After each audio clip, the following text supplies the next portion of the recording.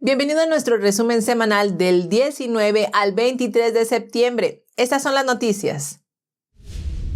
Escuchen esto, el juez designado como perito especial, Raymond Dearie, ha declarado que prefiere no ver los materiales marcados como clasificados que fueron allanados durante la redada del FBI en Mar-a-Lago. El 20 de septiembre, durante una audiencia en una corte federal de la ciudad de Nueva York, el juez aseguró que no debemos menospreciar el hecho de que es probable que esa información sea potencialmente legítima y que el gobierno tiene una obligación muy fuerte para velar que esa información no caiga en las manos equivocadas. Dijo que él prefiere hacer sus juicios sin ver el material, que es presumiblemente sensible y que si así puede dar su recomendación a la jueza Cannon lo hará, pero también afirmó que si no se puede hacerlo, se deberá tomar otra alternativa.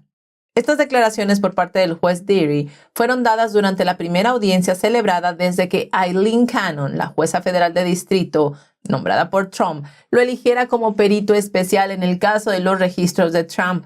Durante la audiencia, uno de los abogados de Trump, James Trusty, se dirigió a Dearie y le dijo que todos tienen la necesidad absoluta de saber qué hay en esos documentos. Dijo que los problemas relacionados con la demanda de Trump contra el gobierno no pueden abordarse por completo sin tener cierto acceso a los materiales. Trusty tiene autorización de seguridad que le permite ver los documentos marcados como clasificados y está solicitando una autorización acelerada para los otros abogados del equipo de Trump, quienes no cuentan con esa autorización en este momento. Por su parte, la jueza Cannon le ordenó a Dearie que, además de otras funciones, revise todos los materiales allanados por el FBI para asegurarse de que el último inventario divulgado por el gobierno sea preciso. Lo curioso es que Dearie dijo algo ligeramente distinto a lo que la jueza le había ordenado. Él dijo que Cannon le pidió que abordara el estado de clasificación de los documentos incautados. Seguiremos de cerca para ver cómo avanza el nuevo perito especial y hacia dónde se dirige esta investigación. Pero algo que quiero pedirles el día de hoy es que me cuenten sus opiniones sobre el perito especial y su negación para ver los materiales marcados como clasificados. ¿Qué piensan sobre esto? Me gustaría mucho leerles, así que no duden en dejar sus opiniones en la sección de comentarios. Denunciantes desde dentro del FBI continúan presentándose. Escuchen esto, al menos 3 denunciantes del FBI se han presentado con el representante Jim Jordan en referencia del uso del FBI de casos relacionados con los disturbios organizados en el Capitolio de los Estados Unidos del 6 de enero, exagerando la amenaza del extremismo violento interno en los Estados Unidos. Otros 2 denunciantes hablaron con Jordan en julio y uno más salió recientemente. Según este reciente denunciante, la oficina del FBI no siguió las prácticas de investigación estándar para los casos del 6 de enero. Trasladó los casos a varias oficinas de campos locales en todo el país, según el lugar de procedencia de los sujetos del caso. Esta manipulación de los archivos de los casos ha resultado en estadísticas delictivas falsas y engañosas. Esto permitió a los funcionarios del FBI y del Departamento de Justicia afirmar que ha habido un aumento significativo en el extremismo doméstico violento y el terrorismo en los Estados Unidos. Y bueno, seamos honestos, todas las investigaciones fueron motivadas por el incidente en el Capitolio. El miembro de alto rango del Comité Judicial, el representante Jim Jordan, envió una carta dirigida al director del FBI, Christopher Wray. Jordan dijo que los casos del 6 de enero deberían ser dirigidos oficialmente por la WFO, la Washington Field Office, y categorizados como casos de la WFO.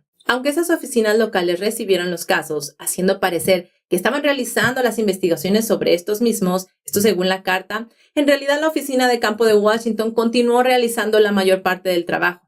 El denunciante también alegó que los casos del 6 de enero estaban tomando prioridad de manera inapropiada sobre otros casos. Un ejemplo que citó el denunciante es una instancia en la que se le dijo que las investigaciones de material de abuso sexual infantil ya no eran una prioridad de la FBI y deberían remitirse a las agencias locales de la aplicación de la ley. En su carta de lunes, Jordan le pidió a Wray numerosas comunicaciones y otros documentos con respecto a las últimas acusaciones de los denunciantes. En caso de que los republicanos obtengan la mayoría, se espera que Jordan presida el Comité Judicial el próximo año y bueno, Jordan ha prometido investigar la politización del FBI. En una audiencia de la semana pasada ante el Comité de Seguridad Nacional del Senado, cuando TikTok fue cuestionado sobre el acceso chino a todos los datos de los Estados Unidos, la empresa se negó a comprometerse a bloquear el acceso y dijo que el resultado de sus negociaciones con el gobierno de los Estados Unidos satisfacerá todas las preocupaciones de seguridad nacional. Como sabemos, TikTok es propiedad de ByteDance, con sede en Beijing. Los críticos argumentan que TikTok está poniendo en riesgo a los usuarios estadounidenses. Según la Ley de Seguridad Nacional y la Ley de Inteligencia del Partido Comunista Chino, Beijing puede obligar a las empresas a proporcionar información de sus clientes a las agencias de inteligencia. A los funcionarios estadounidenses les preocupa que el PSC pueda usar la información personal de los estadounidenses para identificar objetivos de inteligencia o brindar ayuda para campañas de desinformación.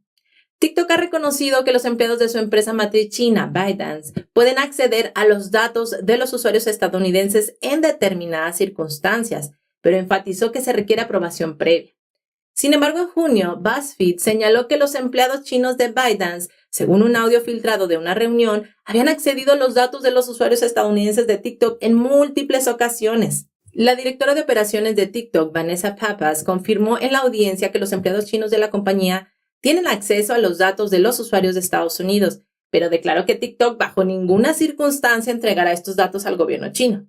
Ella puede declarar lo que quiera, pero ¿cómo puede garantizar que ByteDance, la empresa matriz de TikTok, no entregará estos datos al PSC? Ella no respondió a la pregunta relacionada con el PSC. Tampoco respondió si ByteDance podría estar influenciado por el gobierno de Beijing. Sin embargo, la respuesta es obvia. Cuando el senador Josh Hawley preguntó si alguno de los empleados chinos de TikTok es miembro del PSC, ella se negó a confirmar esto, asegurando que la compañía no investiga a los empleados en función de su afiliación política. Hawley continuó diciendo lo siguiente: le sorprendería saber que la revista Forbes informó recientemente que al menos 300 empleados actuales de TikTok o ByteDance son miembros de los medios oficiales del Partido Comunista Chino. Pappas aún así reiteró que la compañía no censuró a las personas por su afiliación política. Hawley se sintió decepcionado por la respuesta y dijo: esta es una pesadilla de seguridad viviente. Estoy preocupado por todos los estadounidenses que usan la aplicación. Además de estas grandes plataformas de redes sociales, Amazon también está empezando a tener problemas.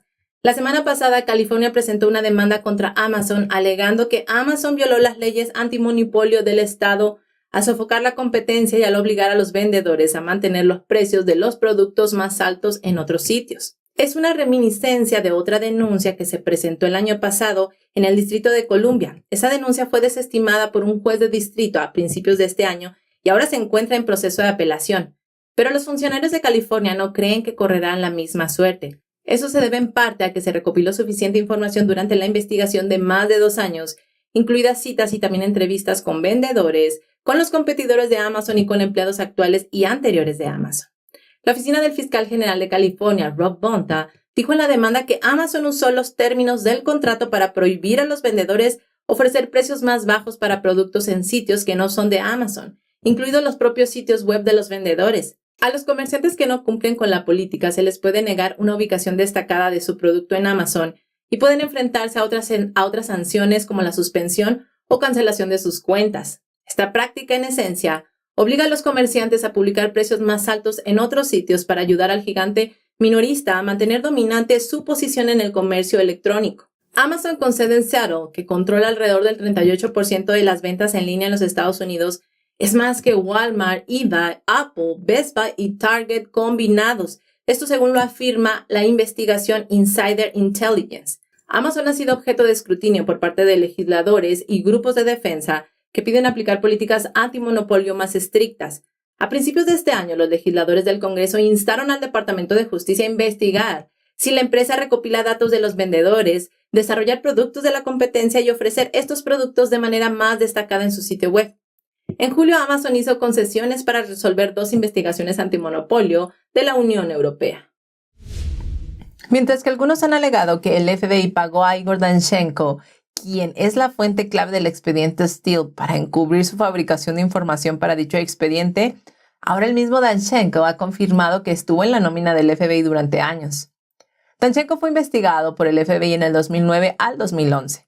Según el fiscal especial John Durham, mientras Danchenko trabajaba para la institución Brookings, esto en el 2008, se acercó a 2 colegas proponiéndoles si querían proporcionar información clasificada a cambio de dinero.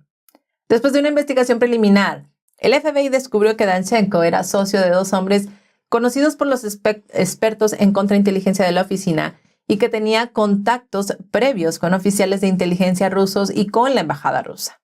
Entonces, la investigación preliminar se actualizó a una investigación completa. Según el equipo de Durham, Danchenko también le había informado a un oficial de inteligencia ruso que tenía interés en ingresar al servicio diplomático ruso. Luego la investigación sobre Danchenko se cerró en el 2010 después de que el FBI creyera incorrectamente que había abandonado el país. Cuando habló con el FBI en enero del 2017, Danchenko negó haber estado en contacto con la inteligencia rusa, pero luego dijo que había estado en contacto con 2 personas que pensó que estaban conectadas con la comunidad de inteligencia rusa. Hoy, Danchenko es acusado de mentir al gobierno durante las entrevistas y sobre su papel que presentó en el expediente como recopilador de información. Los fiscales deberían poder sacar a relucir las investigaciones previas en el próximo juicio de Danchenko porque es evidencia directa de la materialidad de las declaraciones falsas del acusado. Los abogados de Danchenko argumentaron que los agentes involucrados en el Crossfire Hurricane estaban muy al tanto de la investigación previa de contrainteligencia. También dijeron que se consultó a los agentes involucrados en la investigación anterior sobre el uso de Danchenko como fuente de paga y no pusieron objeciones. Un comité independiente de revisión de fuentes recomendó utilizar a Danchenko como fuente hasta diciembre del 2020, incluso después de tener en cuenta los vínculos de Danchenko con Rusia. También señalaron que Danchenko no estaba al tanto de la investigación. Solo se enteró de la investigación cuando el entonces fiscal general William Barr lo reveló al público en septiembre del 2020.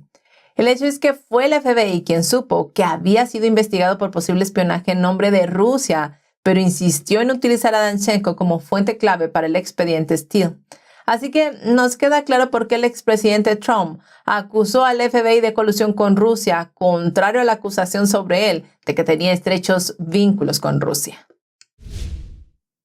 Si te gusta nuestro contenido, no dudes en darle me gusta a la emisión de hoy y también suscribirte al canal en caso de que aún no lo hayas hecho. Estas 2 pequeñas acciones te tomarán un solo clic, pero para nosotros son de gran ayuda porque le envían el mensaje al algoritmo de YouTube para que nos acerque a mucho más personas y así podamos seguir divulgando la verdad. Así que por tu apoyo, muchísimas gracias. El juez Terry A. Doughty, del Tribunal del Distrito para el Distrito Este de Luisiana, el miércoles 21 de septiembre dictaminó que el gobierno federal no puede exigir que los maestros, el personal y los voluntarios del programa Head Start reciban la vacuna del COVID-19, ni pueden requerir que adultos y estudiantes usen cubrebocas. Doughty dijo lo siguiente: aunque podría decirse que las vacunas sirven al interés público, los intereses de libertad de las personas obligadas a tomar la vacuna del COVID-19 superan cualquier interés generado por la administración obligatoria de vacunas. El juez también dijo que el mandato está claramente fuera del poder de la agencia que lo promulgó y lo hizo cumplir. Sobre esto dijo lo siguiente: es de interés público mantener la estructura constitucional y preservar la libertad de las personas que no desean recibir la vacuna del COVID-19. Ese interés supera los intereses de los acusados de la agencia. El público tiene un interés de libertad en no ser obligado a tomar la vacuna o ser despedido. Doughty tomó la inusual medida de anular permanentemente el mandato. Eso significa que ya no existe, a menos que una corte de apelaciones o la Corte Suprema intervenga más tarde. Sandy Brick, maestra del programa Head Start de Luisiana, presentó la demanda en diciembre pasado. Esta demanda se consolidó posteriormente con una demanda presentada por los fiscales generales de 24 estados, incluido Georgia. Por lo tanto, la orden judicial permanente se aplica a estos 24 estados. Los estados son los siguientes: Alabama, Alaska, Arizona, Arkansas, Florida, Georgia, Indiana, Iowa, Kansas, Kentucky, Luisiana, Mississippi, Missouri, Montana, Nebraska, North Dakota, Ohio, Oklahoma, South Carolina, Dakota del Sur, Tennessee, Utah, Virginia Occidental y Wyoming. Daniel Suhr, quien es el abogado gerente del Liberty Justice Center, dice que la lucha para restaurar las libertades personales de los estadounidenses aún no ha terminado. Dijo que seguirán luchando por maestros como Sandy y los estudiantes de bajos ingresos a los que atienden hasta que se eliminen de los libros todos los mandatos ilegales e injustificados. Suhr asegura que esa decisión es un paso significativo para deshacer la injusticia perpetrada contra los estudiantes comunes durante la crisis del COVID-19. Por su parte, la administración Biden anunció esta semana que pronto rescindirá el mandato de mascarillas que está vigente para todos los trabajadores y niños mayores de 2 años, pero la administración continuará con el mandato de vacunación vigente que se aplica a todos los trabajadores y muchos contratistas y voluntarios. A medida que se acerca la fecha de las elecciones intermedias, los candidatos republicanos van subiendo poco a poco en las encuestas, tanto que incluso Mitch McConnell, que en un principio era pesimista, también ha cambiado de opinión. El líder de la mayoría en el Senado, Mitch McConnell, había arrojado repetidamente agua fría sobre el regreso de los republicanos al Senado. Sin embargo, según un informe exclusivo de Axios, informa que en una reciente reunión republicana interna, McConnell cambió repentinamente su historia y afirmó que cree que, como tal, los republicanos tienen la esperanza de ganar el control del Senado en noviembre. Según la fuente, en la reunión a puertas cerradas con la Cámara de Comercio, McConnell expresó un cauto optimismo sobre ganar un escaño en el Senado en las elecciones intermedias. Su declaración está muy lejos de lo que dijo el mes pasado. Si recordamos, en ese momento dijo que las contiendas por el Senado son diferentes a las de la Cámara. Estas son a nivel estatal y la calidad de los candidatos tiene mucho que ver con el resultado. Básicamente dijo que los candidatos republicanos al Senado no eran lo suficientemente buenos. Y bueno, el expresidente Trump planteó algunas preguntas justo después de que se publicara este discurso. En su sitio web Truth Social, él preguntó a los senadores republicanos por qué habían permitido que el líder despreciara públicamente a los candidatos republicanos al Senado que trabajan tan duro. Las recientes encuestas de contiendas competitivas por el Senado se han inclinado hacia los republicanos, particularmente en Pensilvania, Arizona, Ohio y Georgia. Luego tenemos que la última encuesta de Trafalgar and Emerson College de la carrera por el Senado de Arizona muestra que el republicano y autor Blake Masters se ha reducido a 2 puntos detrás del actual senador demócrata Mark Kelly. Si recordamos el mes pasado, una encuesta de Fox News mostró a Masters perdiendo por 8 puntos.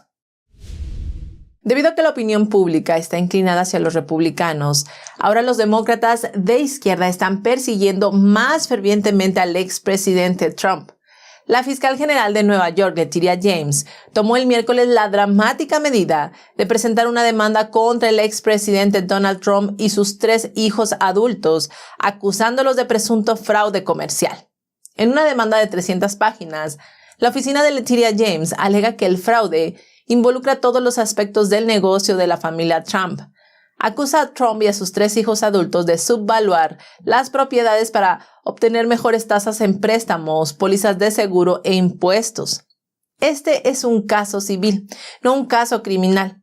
Busca prohibir que el expresidente Trump, Donald Trump Jr., Ivanka Trump y Eric Trump se desempeñen como ejecutivos en cualquier empresa de Nueva York, o también impedir que la organización Trump compre bienes inmuebles comerciales u obtenga préstamos de instituciones financieras en Nueva York. La abogada de Trump, Alina Habba, dijo que la demanda no se centra en los hechos ni en la ley.